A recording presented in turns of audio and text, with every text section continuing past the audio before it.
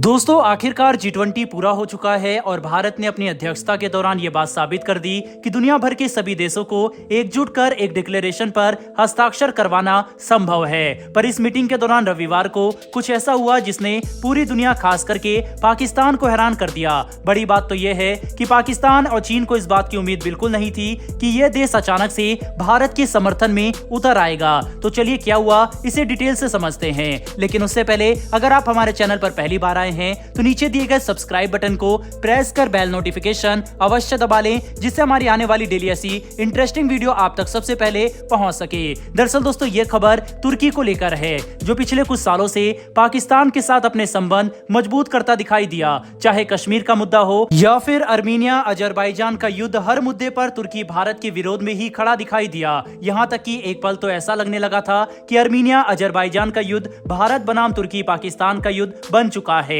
जहां पर अजरबैजान को तुर्की और पाकिस्तान समर्थन दे रहे थे, तो वहीं पर अर्मीनिया अपनी सुरक्षा और हथियारों की जरूरत के लिए भारत की तरफ देख रहा था। साथ ही संयुक्त राष्ट्र में भी तुर्की के राष्ट्रपति ने भारत के खिलाफ कश्मीर को लेकर काफी आपत्तिजनक बयानबाजी की। लेकिन अब अचानक से कल जब वे भारत में मौजूद थे तो उन्होंने एक ऐसा बयान दिया जिसे सुनकर हर कोई हैरान रह गया। दरअसल तुर्की के राष्ट्रपति रेचेप तैयब अर्दोगन ने अपने बयान में कहा कि वे भारत की संयुक्त राष्ट्र सुरक्षा परिषद में स्थायी सदस्यता और वीटो पावर का पूरा समर्थन करते हैं, जिसे सुनकर हर कोई हैरान रह गया, क्योंकि कोई भी तुर्की की तरफ से भारत को समर्थन एक्सपेक्ट नहीं कर रहा था। बता दें कि तुर्की की तरफ से भारत को मिल रहा समर्थन एक ऐसे समय पर देखने को मिला जब PM Modi United nation general assembly के सेशन को इसीलिए अटेंड नहीं करने वाले क्योंकि समय पर संयुक्त राष्ट्र के अंदर बदलाव नहीं किए जा रहे और मौजूदा स्थायी देश भारत की सदस्यता को लेकर अभी भी कोई सहमति नहीं बना सके हैं, जिसकी वजह से इस संगठन में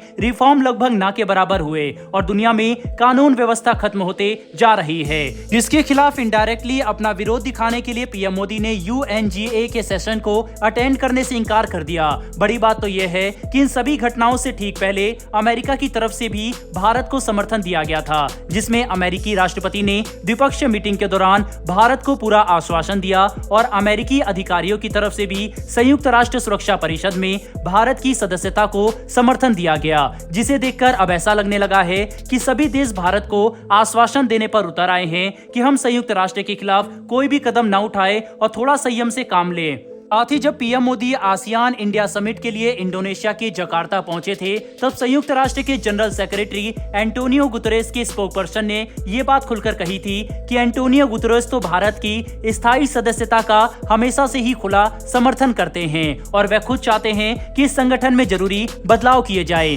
ताकि आगे जाकर कानून व्यवस्था को बनाए रखा जा सके और सभी देश संयुक्त राष्ट्र की बातों को माने। हैरानी की बात तो ये थी कि ये बयान भारत की तरफ से यूएनजीए सेशन को अटेंड न करने की खबर के ठीक कुछ समय बाद सामने देखने को मिले थे। ऐसे में अब तुर्की के राष्ट्रपति का भी भारत आकर हमारे समर्थन में बयान देना ये बात साफ कर देता है कि चाहे हमारे दुश्मन देश ही क्यों ना हो, पर वे संयुक्त राष्ट्र में बदलाव चाहते हैं और इस मामले में भारत का पूरा समर्थन करते हैं, जिसकी वजह से आज नहीं तो कल सभी स्थायी देशों को भारत के दबाव में आकर इस संगठन में बदलाव करने ही होंगे और सुरक्षा परिषद में भारत को स्थायी सदस्यता समेत वीटो पावर देनी ही होगी, जिसका भारत हकदार है और हम पिछले काफी समय से इसे लेकर सक्रिय भी है। बता दें कि G20 के दौरान कल ही पीएम मोदी ने भी इसे लेकर काफी ताजा बयान दिए और ये बात खुलकर कही कि जब संयुक्त राष्ट्र का निर्माण किया गया था तब इसमें मात्र 51 मेंबर देश शामिल थे, जिनकी संख्या आज 200 तक पहुंच चुकी है। इसके बावजूद कि मेंबर देशों की संख्या में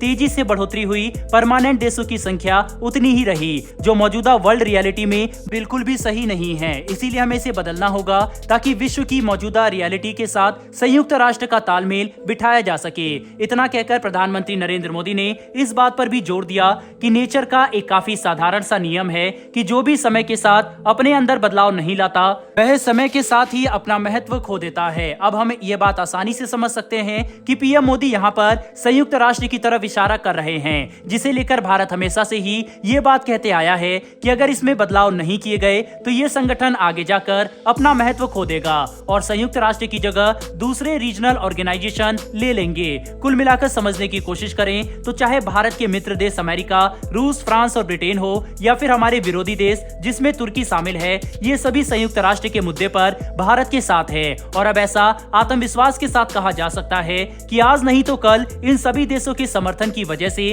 भारत को संयुक्त राष्ट्र सुरक्षा परिषद में स्थायी सदस्यता वीटो पावर के साथ जरूर मिलेगी। दोस्तों, तुर्की के बयान पर आपकी क्या राय है, कमेंट बॉक्स में लिखकर जरूर बताइएगा। साथ ही अगर आपको ये इन्फॉर्मेशन और वीडियो पसंद आई हो तो वीडियो को लाइक करके हमारी आने वाली डेली ऐसी वीडियो के लिए चैनल को सब्सक्राइब कर बेल नोटिफिकेशन को जरूर दबा लें। फिर मिलेंगे ऐसी एक नई वीडियो के साथ। धन्यवाद। जय हिंद।